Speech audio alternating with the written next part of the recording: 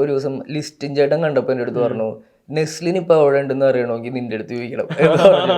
കാരണം ഞങ്ങള് എത്ര തിരക്കാണെങ്കിലും നമ്മൾ കാണാറുണ്ട്. മമിത ആക്ച്വലി എൻ്റെ വെരി ക്ലോസ് ഫ്രണ്ടാ. അപ്പൊ അവള് എന്ന് പറഞ്ഞാൽ ലൈക്ക് എൻ്റെ സിസ്റ്ററാ. അവള് എപ്പോഴും, എനിക്കിപ്പോഴും ഓർമ്മയുണ്ട്, ഞങ്ങളുടെ കല്യാണം കഴിഞ്ഞ് പിറ്റേ ദിവസം അവള് വീട്ടിൽ വന്നു. അതുവരെ വീട്ടിൽ വരലുണ്ടായിരുന്നില്ല. ഞങ്ങൾ അവിടെ ഇവിടെയൊക്കെ കാണും, എല്ലാവരും നിഷ്ഠിലാണെങ്കിലൊക്കെ ഞങ്ങളെല്ലാവരും കാണും. പക്ഷെ അവള് വീട്ടിൽ വരലുണ്ടായില്ല. കല്യാണത്തിന് പിറ്റേ ദിവസം അവള് വന്നു. എന്നിട്ട് ഞാൻ അവളുടെ ബർത്ത്ഡേക്ക് കഴിഞ്ഞ വർഷം എഴുതിയിട്ടതാണ്. അന്ന് വന്നിട്ട് പിന്നെ ഇറങ്ങി പോയിട്ടില്ല. പോവാൻ നേരത്താണ് ഇവര് ഓർഡർ ചെയ്ത കേക്ക് വന്നില്ല. നേരെ അനുപേട്ടൻ എന്നാ പിന്നെ ഒരു ഫോട്ടോ എടുത്തിട്ട് പോവാന്നൊക്കെ പറഞ്ഞു ഫോട്ടോ എടുത്തു. ലാലേട്ടൻ ഇങ്ങനെ പോകാൻ പോയപ്പോ അനുപേട്ടൻ ഇല്ലില്ല അങ്ങനെ പോകല്ലേ, അത് ഞാൻ ശരിയാവില്ല എന്നൊക്കെ പറഞ്ഞിട്ട് എങ്ങനെയൊക്കെയോ അവിടെയൊക്കെ പോയി ഒരു പഴംപൊരിയായിട്ട് വന്നു. എന്നിട്ട് ഇതൊന്ന് കൊടുത്തേ. അപ്പൊ ലാൽ സാർ മോനെ എന്തിനാ മോനെ അത് വേണോ? അപ്പൊ അനുപേട്ടൻ ഇല്ല കൊടുക്ക് പറഞ്ഞിട്ട് അത് തന്നു. സത്യൻ സാർ തന്നു. നമ്മള് 2 വയസ്സ് 3 വയസ്സ് തുടങ്ങി ഭയങ്കര എക്സൈറ്റഡ് ആയിട്ട് ഇങ്ങനെ കണ്ടുകൊണ്ടിരുന്ന ആള് നമ്മുടെ തോളത്തിട്ട് നമ്മളോട് ഇത്രയും ക്ലോസ് ആയിട്ട് ഒരു ഡേ മൊത്തം സംസാരിക്കുക. ജസ്റ്റ് ഒരു പ്രാവശ്യം കാണാൻ പോയി സംസാരിക്കുന്നില്ല, ഒരു ഡേ. കഴിഞ്ഞ എൻ്റെ ഒരാഴ്ചയായിട്ട് ഞാൻ ഏറ്റവും കൂടുതൽ സംസാരിക്കുന്നത് ലാലേട്ടൻ്റെ അടുത്താണ്. അപ്പോ അത് തരുന്നൊരു ഹൈ ഉണ്ട്. ഈ ലോങ് ജേർണി എന്നൊക്കെ പറയുമ്പോൾ ഫ്രണ്ട്ഷിപ്പുകളൊക്കെ പറഞ്ഞല്ലോ, റിലേഷൻഷിപ്പ് എന്ന് പറയുന്ന പോലെ. അതിലേക്ക് തോന്നുന്നു ഈ കഴിഞ്ഞ ദിവസം ഭയങ്കര രസകരമായ കാര്യമായിരുന്നു.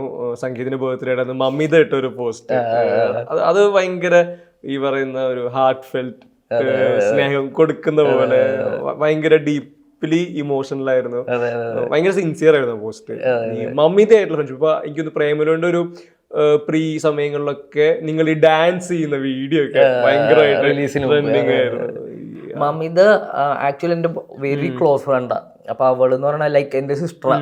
അവള് എപ്പോഴും, എനിക്കിപ്പോഴും ഓർമ്മയുണ്ട്, ഞങ്ങളുടെ കല്യാണം കഴിഞ്ഞ് പിറ്റേ ദിവസം അവള് വീട്ടിൽ വന്നു. അതുവരെ വീട്ടിൽ വരലുണ്ടായിരുന്നില്ല. ഞങ്ങൾ അവിടെ ഇവിടെയൊക്കെ കാണും, എല്ലാവരും നിഷ്ഠിലാണെങ്കിലൊക്കെ ഞങ്ങളെല്ലാവരും കാണും. പക്ഷെ അവള് വീട്ടിൽ വരലുണ്ടായില്ല. കല്യാണത്തിന് പിറ്റേ ദിവസം അവള് വന്നു. എന്നിട്ട് ഞാൻ അവളുടെ ബർത്ത്ഡേക്ക് കഴിഞ്ഞ വർഷം എഴുതിയിട്ടതാണ്. അന്ന് വന്നിട്ട് പിന്നെ ഇറങ്ങി പോയിട്ടില്ല. അതുപോലെ അവള് ഫുൾ ടൈം പിന്നെ ഞാൻ നേരത്തെ പറഞ്ഞ പോലെ നമ്മുടെ പേഴ്സണൽ ആയിട്ടുള്ള പ്രശ്നങ്ങളിലും നമ്മുടെ ഇൻസെക്യൂരിറ്റീസ് സിമിലർ ആവുകയും അങ്ങനെ ഞങ്ങളുടെ ഒരു ജേണി ഉണ്ടായിരുന്നു. അപ്പൊ അവള് ഈ പറഞ്ഞ കഴിഞ്ഞ വർഷവും ഇതുപോലെ തന്നെ you are my Amal Davis എന്നൊക്കെ പറഞ്ഞിട്ട് അവള് ഇതുപോലെ കഴിഞ്ഞ വർഷവും ഇട്ടിരുന്നു. അതൊരു സ്ഥിരം എല്ലാ വർഷവും ഉള്ളതാണ്. ഇങ്ങനെ ഈ ആളുകളായിട്ടുള്ള ഈ റിലേഷൻഷിപ്പുകൾ എന്ന് പറയുന്നത് ഇത് മെയിൻറ്റെയിൻ ചെയ്യാന്നുള്ളത് ഇപ്പോൾ ഈ പറഞ്ഞല്ലോ ചിലയിടത്ത് ഭയങ്കര സ്പെഷ്യൽ ആയിരിക്കും. അവിടെയും നമ്മളിടേണ്ട എഫേർട്ടുകൾ ഉണ്ടല്ലോ, പലർക്കും ഇപ്പം അതിലൊരു മടി ഉണ്ടാവാം.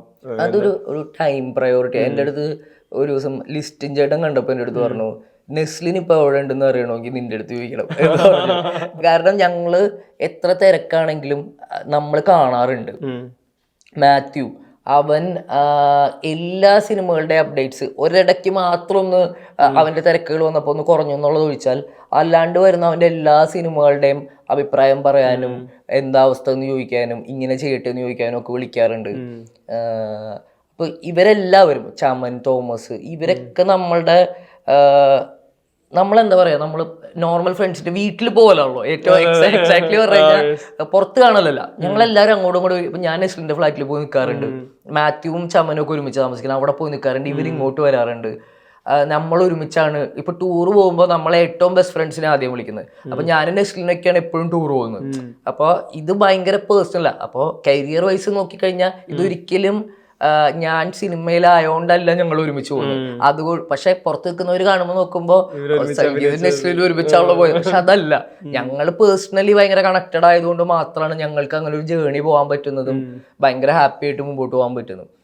ഇവരൊക്കെ സത്യം പറഞ്ഞു കഴിഞ്ഞാൽ എൻ്റെ ഇപ്പൊ ഏറ്റവും ചുറ്റിലുള്ളവര് ഏറ്റവും അടുത്ത ക്ലോസ് ഫ്രണ്ട്സ് നോക്കി കഴിഞ്ഞാൽ ഇവരാ. നമ്മുടെ സ്കൂളിങ്ങിലും കോളേജസിലൊക്കെ ഉള്ളതിനേക്കാൾ നമ്മളോട് റൂട്ടഡ് ആയിട്ട് നമ്മളിലേക്ക് ഒട്ടിപ്പിടിച്ച് നിൽക്കുന്നത് ഇവരാണ്. അപ്പൊ അത് ഭയങ്കര സ്പെഷ്യലാണ് അവര്. എനിക്ക് സിനിമ അല്ല അവര്, അവരുടെ കൂടെ ഉള്ള മൊമെന്റ്സും കാര്യങ്ങളും സിനിമയേ അല്ല.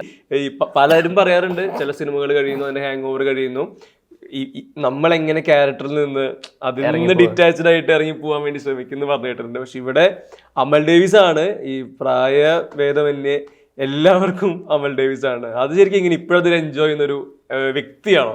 ഇപ്പോഴും കിട്ടുന്നുണ്ട്. കാരണം ഞാൻ റൊമാൻസിന്റെ ഇതിൽ പോയപ്പോഴും ആൾക്കാർ അവിടെ നിന്ന് അമൽ ഡേവിസെ ഹരിഹരസുതം പൊളിച്ചു, അതെനിക്ക് ഭയങ്കര രസമുള്ളൊരു ഇതായിട്ട് തോന്നി.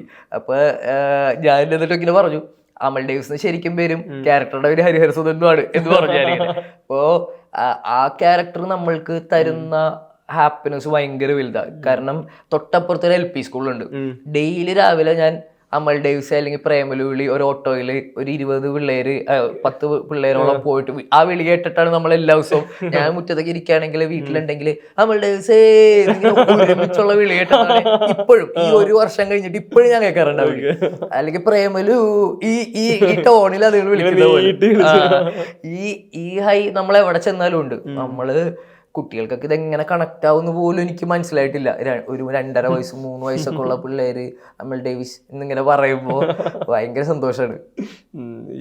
ഈ പറഞ്ഞ മൊമെന്റുകളൊക്കെ പറയുമ്പോൾ എനിക്ക് തോന്നുന്നു ഇനി വരാൻ പോകുന്നതില് ഹൃദയപൂർവ്വം ഭയങ്കര ഒരു പേഴ്സണൽ മൊമെന്റുകൾ തന്ന സിനിമയാണല്ലോ. ഇപ്പൊ കഴിഞ്ഞ ദിവസം ബർത്ത്ഡേ സെലിബ്രേഷൻ ഒക്കെ അത്രയധികം ഈ പഴംപൊരി കേക്ക് മുറിച്ച് ആഘോഷിക്കുന്നിടത്ത് ലാലേട്ടൻ പഴംപൊരി എടുത്ത് തരുന്നതും ഈ ഹൃദയപൂർവ്വം ശരിക്കും എന്താണ് അതിൽ സംഗീതയുടെ ക്യാരക്ടർ? അതാ സത്യം പറഞ്ഞ പഴംപൊരി അനൂപേണ്ടവരുടെ അനൂപ് സത്യന്റെ ബർത്ത്ഡേ ആണെന്ന് ഞാനിങ്ങനെ എല്ലാരും റൊമാൻസിന്റെ ഓളത്തിലായിരുന്നു. റൊമാൻസ് ഇറങ്ങി എന്റെ പിറ്റേ ദിവസം ആയതുകൊണ്ട് എല്ലാരും റൊമാൻസ് എങ്ങനെയുണ്ട് നന്നായിട്ട് പോകുന്നുണ്ട് എന്നുള്ള ഓളത്തിലായിരുന്നു. പോവാൻ നേരത്താണ് ഇവര് ഓർഡർ ചെയ്ത കേക്ക് വന്നില്ല. നേരെ അനൂപേട്ടൻ എന്നാ പിന്നെ ഒരു ഫോട്ടോ എടുത്തിട്ട് പോവാന്നൊക്കെ പറഞ്ഞ ഫോട്ടോ എടുത്തു. ലാലേട്ടൻ ഇങ്ങനെ പോകാൻ പോയി പറഞ്ഞ ഇല്ലില്ല അങ്ങനെ പോവില്ല, അത് ഞാൻ ശരിയാവില്ല എന്നൊക്കെ പറഞ്ഞിട്ട് എങ്ങനെയൊക്കെയോ അവിടെയൊക്കെ പോയി ഒരു പഴംപൊരി ആയിട്ട് വന്നു. എന്നിട്ട് ഇതൊന്ന് കൊടുത്തേ. അപ്പൊ ലാൽ സാർ മോനെ എന്തിനാ മോനെ അത് വേണോ? അപ്പൊ അനുവേടെ എല്ലാം കൊടുക്ക് പറഞ്ഞിട്ട് അത് തന്നു. സത്യൻ സാർ തന്നു. അപ്പൊ അത് ആ സ്ഥലം ഞാൻ ഇതിനു മുമ്പ് ശീലിക്കാത്തൊരു സ്ഥലം. നമ്മളിതിനു മുമ്പ് വളരെ നമ്മൾക്ക് എന്താണോ ഉള്ളിൽ തോന്നുന്നത് അത് ചെയ്തു പോകുന്നിടത്ത് നിന്ന് കുറച്ചും കൂടി ക്ലാരിറ്റിയിലും പ്രിസൈസ്ഡ് ആയിട്ടും അവരുടെ ഒരു ഫ്രെയിമിങ്ങിലും പെർഫോം ചെയ്ത് പോകുന്ന ഒരു ക്യാരക്ടർ മേക്കിംഗ് സ്റ്റൈലാണ്. കാരണം ഇവരുടെ ഒരു എക്സ്പീരിയൻസിൽ നിന്ന് നമ്മൾ എഫേർട്ട് കുറവാ. നമ്മളൊരു സീൻ മൊത്തം 10 പ്രാവശ്യം അഭിനയിക്കണ്ട, ആ ഡയലോഗിന് വേണ്ടിയിട്ട് അഭിനയിച്ചാൽ മതി. അപ്പൊ ആ ടെക്നിക്കൽ പാറ്റേണിലുള്ള വർക്കിംഗ് സ്റ്റൈൽ എനിക്ക് ഭയങ്കര പുതിയതാണ്. ഞാൻ അതുകൊണ്ട് സത്യം പറഞ്ഞാൽ സെറ്റായി വരണേ ഉള്ളൂ. എനിക്കെന്ന് പറഞ്ഞു കഴിഞ്ഞാൽ ഫുള്ള് ഞാൻ ഇവിടെയൊക്കെ എന്തെങ്കിലും ഒരു ടേക്കൊക്കെ തെറ്റി കഴിഞ്ഞാൽ ഞാൻ പറയും ഞാൻ ആദ്യം മുതൽ പറഞ്ഞോട്ടെ എന്ന് ചോദിക്കും. അപ്പൊ ഇവിടെ വേറൊരു പാറ്റേൺ. പക്ഷെ ഞാൻ അതിനേക്കാളും ചെയ്യണത് ലാലേട്ടന്റെ സത്യൻ സാറിന്റെ ഒക്കെ സിദ്ദിഖ് സാറുണ്ട്, സിദ്ദിഖ്. അപ്പൊ ഇവരുടെ അല്ലാത്ത സമയങ്ങളുണ്ട്. ലാലേട്ടൻ ഫുൾ ടൈം സംസാരിച്ചുകൊണ്ടിരിക്കും.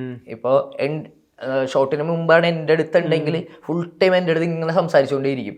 നമ്മള് 2 വയസ്സ് 3 വയസ്സ് തുടങ്ങി ഭയങ്കര എക്സൈറ്റഡ് ആയിട്ട് ഇങ്ങനെ കണ്ടുകൊണ്ടിരുന്ന ആള് നമ്മുടെ തോളത്തിട്ട് നമ്മളോട് ഇത്രയും ക്ലോസ് ആയിട്ട് ഒരു ഡേ മൊത്തം സംസാരിക്കുക. ജസ്റ്റ് ഒരു പ്രാവശ്യം കാണാൻ പോയി സംസാരിക്കുന്നില്ല, ഒരു ഡേ. കഴിഞ്ഞ എൻ്റെ ഒരാഴ്ചയായിട്ട് ഞാൻ ഏറ്റവും കൂടുതൽ സംസാരിക്കുന്നത് ലാലേട്ടൻ്റെ അടുത്താണ്.